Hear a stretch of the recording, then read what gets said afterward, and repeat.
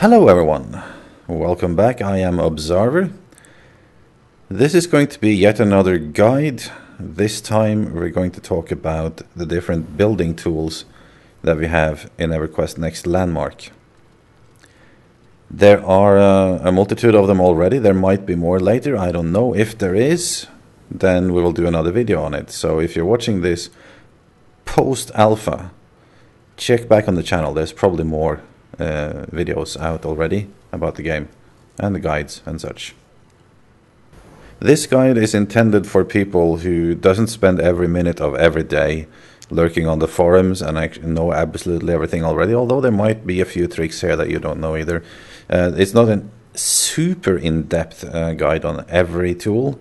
It's going to be pretty much everything you need to know about every tool in order to use it, and the short keys that belongs to them, and those are quite interesting. There might be more to these tools than you thought. If the lighting goes a bit on and off during this video, that's because I'm just too lazy to do much editing post-recording, so I do what's called, or I like to call, record button editing. So anyways, let's start with the add tool. We're going to go through this in the order that you get them, more or less, with the exception of one tool. You'll see that shortly. This is your basic thing. Like, this would probably remind you of the Minecraft blocks. Let's select something, a material or other. I'm sure you can figure this out for yourself, how you choose different materials and then different varieties of those materials. So we're going to be working with something easy like dirt. Basic dirt. And the add tool, all it does, you can see me doing this, is this just a scroll wheel to zoom in and out, increase the size of it, and you place a block. Pretty simple, right? And they can go place another block, minimize it, place another block. You can have a bit more detail to this. So let's place another one of these blocks. I'm gonna do this again, but I want it to be in the center. I don't want it to be there like the other one. So instead of there, I would like it to be in the center, but I can't really. What you can do here is, if you hit the G key, G is for grid in this case, and this works on all the tools. So when you hit G, you take your tool off the grid. See here now I can actually move it alongside more or less of a grid, basically. I have more freedom to move it. The grid view is useful when you want to like snap blocks to another block like this, but if you want to move it more freely around, you hit the G key. Alright, so another key that you should know about, notice the awesome record button editing there. Another key that you should know about is the N key. So the basic size when you increase this tool, increase the size of it, is it goes from 1 voxel to 2 by 2 to 3 by 3 by 3 to 4 by 4 by 4, right? And that's your maximum size. Now, if you hit the N key, it will go 1, 3 by 3, 6 by 6, 12 by 12. So that's quite useful. You can have different sizes with that and different scales as well. Another very practical feature in the game is that basically every command that you know from like Windows and Word text editing and such works. So I could undo this by simply pressing Ctrl Z, undo, another one, undo, another one, undo. Or I could hit Ctrl Y to redo, redo, redo, and redo. And this counts 20 steps backwards. You also have Ctrl C for copy, Ctrl V for paste, and Ctrl X for cut, but we'll go through those more when we get to the selection tool. Still with the add tool, there's another feature with it. Instead of a square or a box, you can do a circle. And you can scale the circle, and you can build with the circle, like that. Now, if you wanted to, at the moment you can switch the mode of the circle to, instead of increasing and decreasing size, you can increase and decrease terrain offset. As you can see, we go into or out of the terrain. So if I want the half circle there on top of the terrain, I would do that like that. Or I could make a bigger circle and do that. I'll have to shift tab again, and the shift tab command will likely be changed. But we increase the size, change to terrain offset, and here we can do a little bit more space. There we go. Now that we cleaned it up a little bit, there is basically the other tool you start with, the delete tool. Just that, and it does exactly what you think it does. It deletes stuff with the same logic as the add tool. And you can change that to a circle too. And here is actually very important to know about the difference between scaling it and the terrain offset mode. The terrain offset mode you will see many times when you're trying to make something like a hole in the wall. Let's do a wall. So as I was saying, when you try to do a hole in the wall and you're using a circle, it's going to be hard to fit it sometimes. See, it doesn't make the circle shape that we want when it's like this. But if we do the terrain offset, we can change which part of it is actually being used to cut. So if we put it there, for example, a better circle, and we can, of course, fine-tune this. If you're in building mode and you're placing these guys, and for some reason you figure out I want to delete something, you don't actually have to change to the delete tool. You can just hold Control, and you have the last delete tool that you had selected, and you can let go of it again and keep building. And Control Z, Control Z, Control Z, Control Z, get rid of it. So as you can see, we have some holes here now that I messed up in the ground, and of course we can just go now and select the correct material from here, you know, the stone, because we have currently the material we're using is dirt. Alternatively, what we can do is you can just press Alt, which is an eyedropper tool. Basically, you choose the material that you're selecting when you hold Alt. So you can switch between the stone here or the dirt. Right now, this tool, at the time when I'm recording this kind of bugs out every now and then. So right now it's not working. So every other time I'm trying it, it's working. But in that case, normally, and when you watch this video, if you watch it like a few weeks later or a month later, I don't know when they're going to fix it. But it's going to be there. So hold Alt, select the material that you're alting over. Okay, so that brings us to another tool, namely the heal tool. And the heal tool is something you would use, for example, if you were to be messing around with the ground on your claim. Oh no, my claim is full of holes. What shall I do? Well, I can select the heal tool, and I can magically restore the terrain to how it was originally. So this tool is basically, and it has the circle too, this is how you just fix things back to its original condition, but it goes for the terrain, not for your own structures. That's pretty much all you do with it. Alright, so that brings us over to another tool, which is the smooth tool. Now the smooth tool, again, you have the square shapes, you have the circle shape, you have the possibility to change between the size of the circle and the terrain offset of the circle. What you can do with this is smooth things, obviously, or more blend things, actually. So if we swap this to a bigger square, we select around these boxes we have here, and we spam this a bit, you can see we can smooth the corners of these objects that we have here. Right? And now it's smoother. It's pretty impressive, right?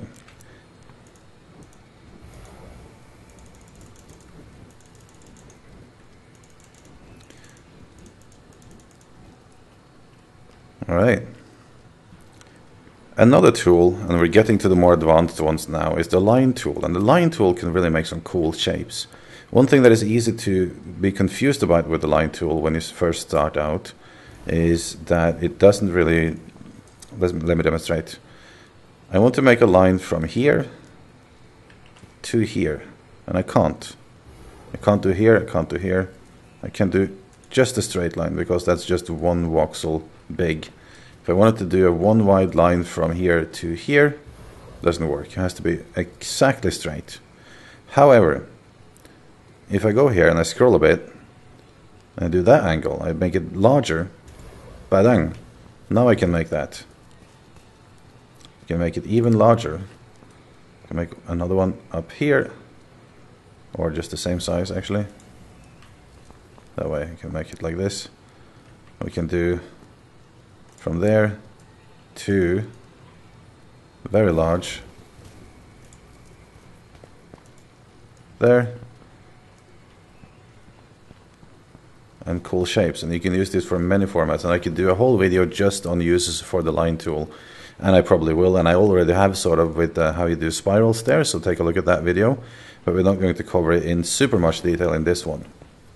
One useful thing to know about this tool though is that you can, like you could with the add tool, you can change the increment size for per roll tick sort of with the mouse from, like the same as you could with the add tool, 1, 2, 3, 4, or with the N button you can 1, 3, 6, 12 and so on. Most people use this to, for example, make a connection between here to here, or here to here, or here to here, to make slopes. Or you can use it to make, for example, the quarter of a roof that you can later copy to be a full roof. And you would do that by, for example, I'm just setting up some guides here with these blocks. So what I would do is, like, I would go up here. Now we can do a straight line down, or I can increase it to the maximum size, put it in the middle of this, and now have this shape. And that brings us over to the selection tool. The selection tool is probably like the most powerful tool that you have in the game currently. And once you start to learn how to use the selection tool and all its shortkeys and how its angles and everything, you'll probably not be using the add and delete tool as much. So let's do an example. What I want to do now, I don't want to go in, or I could go with the delete tool to delete this, but I could also just select it, hit the delete button, dunk, is gone. Select, delete, select, delete. However, you can also select larger areas, obviously. So you go down here, we drag it to here, to this corner. And you can see I misplaced my selection a little bit now. So what I can do is I can grab one of these corners here. You can see they light up, they go blue. I can extend it in either direction from the top to fit it, or I can extend it upwards. And if you want to be more precise, you can grab actually, and I see a lot of people do videos and streams and such, and they don't do this for whatever reason. You don't have to use the corners. You can select a face on the side here, like here, and just grab that side. It's locked to that angle. It's much more controlled. Or the top. And something again that a lot of people don't know is if that you hold, like now I can select that angle, right? Let's say, here's a good example. It's down here. And right now, as you can see from the outline on the bottom here, it's actually going to copy the floor if I copy it. So I want to drag it up. So what I could do is I could go underneath here. I could jump down here. And I could, from underneath, I could take the bottom face, like I'm manipulating the top face here now. I could grab the bottom face and then manipulate that up. But when I'm here, and I want to grab a face on the other side, all I have to do is press Shift. You can see? Maybe I want to grab that face over there. Press Shift. And I can just manipulate the face on the other side, which is very practical. Now that we have selected the little piece we wanted to use here, we can do Control Z to copy it, Control V to paste it, and here we are.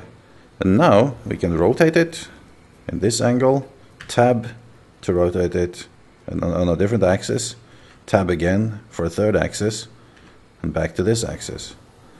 You can also Shift Tab to increase it. This is all done with the mouse wheel, by the way. All of these rotations, all of these tools. Tab again. Tab again.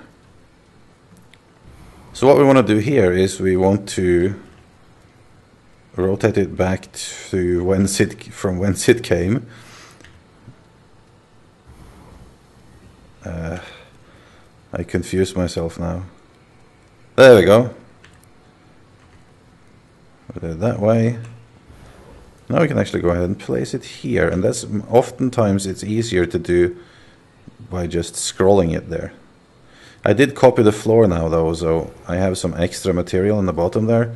So what I want to do is I want to lower it once and twice and a little bit that way to fit, a little more down, and bunk. We're almost there with the roof. I did make a little bit of artifacts here, but you get the idea. We're going to go ahead and copy that part too. So we start by selecting around the whole place, increase to the top. Looks good. We don't have the floor with us now. Control C, Control V, escape to get rid of those, rotate it around, and bunk. We have a pyramid.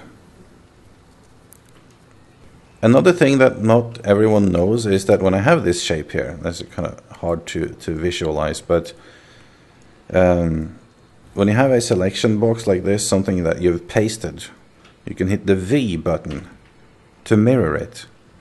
And it will mirror it on the axis that I've currently selected. As you can see, this axis that I'm currently spinning on now will mirror that axis. Okay, or the opposite of that axis actually. So if I were to use this axis, mirror,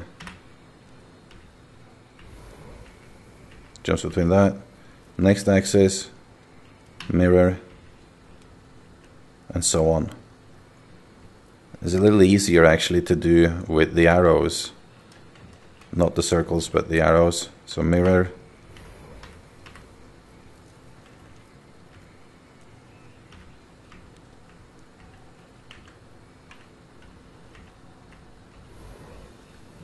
now the selection tool again.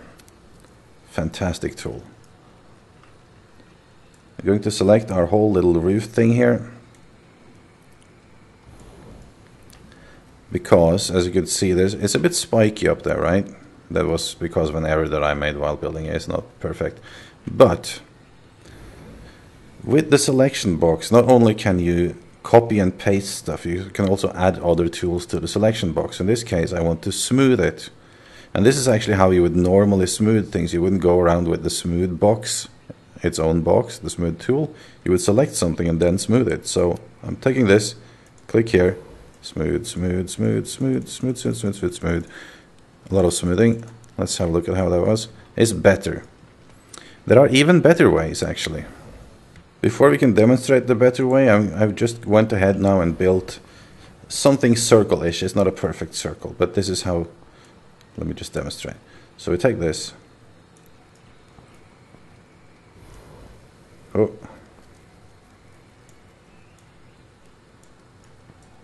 And we grab the bottom face, lift it up, so it's only that. There. Paste it. I'm going to put a bunch of those on top of each other, and the best way to do that is to have the, there we go, that tool selected. Just put them on top of each other with the mouse wheel. As a decent amount of them. I'm doing this to demonstrate what people normally use this smooth function for, which is circular towers or tubes, or you know. So what we'll do here, we select this and we apply the smoothing to it. Smooth, smooth, smooth, smooth, smooth, smooth, smooth. And you can see it's not really, it's okay, but it's not perfect. It's not going to be perfect yet because of the way that I created this circle. It's not actually a circle. However, I was talking about a better way. Let me do this again. So this is pretty much the selection box we had before. A way that the smoothing tool will work much better is actually if you increase the size around it by 1. You leave a 1 voxel space outside of the object that you're trying to smooth. Oh, wrong way. There we go. Like this. You can do that on top too. Or you can choose to not do it on top and it won't affect the top. There's actually, you'll just have to try and see. There's many functions to this. So, smoothing tool, same process. Spam it. And you can see much rounder, right? That's how you do the really round stuff. If you wanted to make a perfectly cylindrical tower out of this, you couldn't exactly build the tower and then smooth it. What you would have to do is you would have to build it like this, then take the center part of it and select only that, like that. And what I'm trying to avoid here is I don't want these edges here where it's actually not perfectly straight, you know? So we copy only the center, copy, and paste. Now we can build on top of each other with these guys.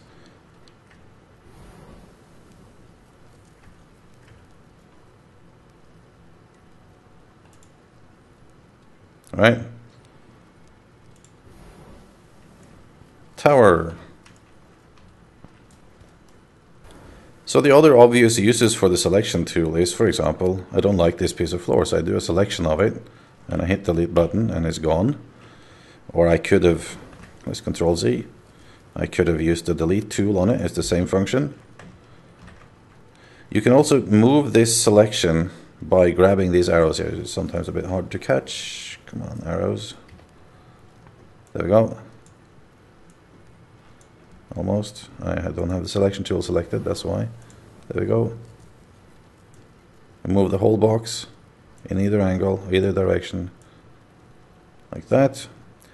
You can also, maybe you decide, oh, I want a shelf here, so I'm going to use the add tool and fill it in within that box. Instead of using the add tool, I could have used the insert button, or I'm supposed to be able to use it, but it doesn't really work yet, but it will be working when you watch this video, most likely. And I'm presuming that for most people, unless you're very early. Now, another thing you can use the selection tool for example, this part of the floor that we have here. I want the floor to be there, but I don't want it to be that material. So I want it to be grass. And this brings us up to yet another tool, which is the last tool for this tutorial, the paint tool. And the paint tool simply does this, dunk. And we replace the material. You can also use the paint tool individually, dunk, dunk, and dunk. That's how that works. What do we have here? Well, strange shape, that's what it is. You have these extra shapes as well. I didn't mention them earlier because I kind of forgot. I don't use them much, but for some purposes they can be useful. You can sort of do this with your line tool to some degree, but there are some things that you can't. For instance, you can, if you want a slope, this one is probably the most useful, and say you want it to be only one, you want like a 1 voxel high slope, you could just take one of these from the slope tool and remove the bottom part of it. Remove things. There, there, and you kind of have a slope. Okay, so now to the very, very tricky stuff. It's actually not that tricky, but it takes some, and actually this is something that will take a video of its own, but I'm just going to give a short introduction to it. As you know, 1 voxel is this big. I chose a different material because I'm going to demo something. You can make it smaller. How do I do this fence? These are voxels. I made it smaller. So what you do is basically you make one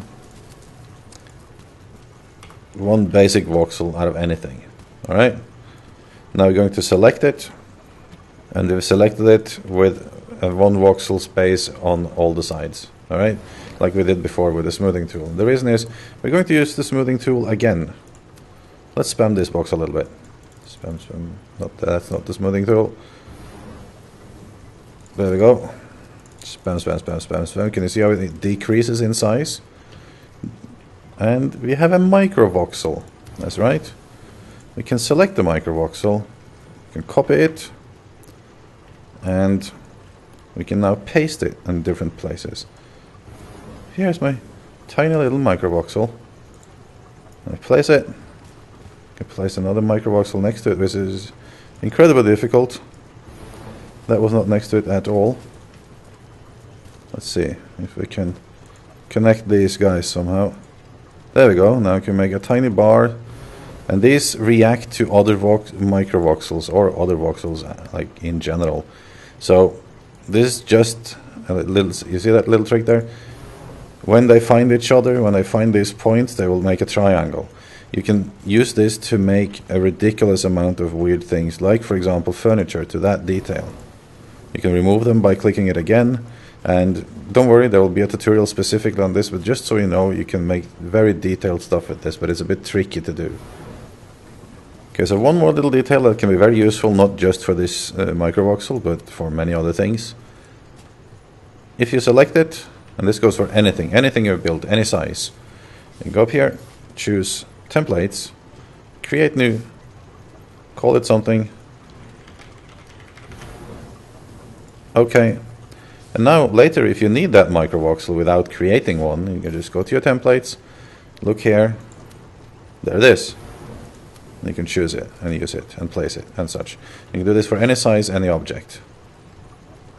So there's one more thing we're going to go through before ending this way too long video already, which is props. And props are the non-voxel based objects that you can place in the world, like for example a door, the things with a little bit more detail on it. And you have the normal rotation things. You can use your normal tab to switch which axis it rotates on.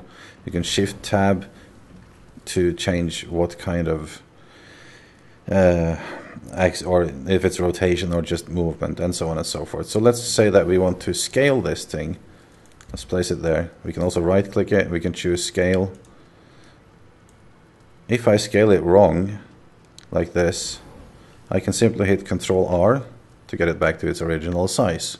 So Ctrl R is the reset to the original, to the default.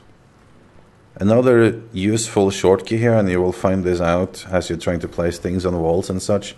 If you see now, when I move this around, it will sort of glue to an object. It's designed to do that. It locks two things. If you press P, it will not. This is with P, without P, with P, without P. Another neat little trick that can be useful when you're trying to place it in an exact angle. Normally you can rotate it with a mouse wheel like this, but if you press and hold Ctrl, you can fine-tune rotate it like this. Okay guys, so that's it. That was everything I had. I'm sure I've left a whole bunch of things out, but not to fear. There will be many more videos and guides and live streams and such things that you might want to consider subscribing for. I would certainly appreciate it. At least leave a like if this was useful to you, this video. That's how other people get to see it and how I get to make more videos. I'll see you guys in game. Take care.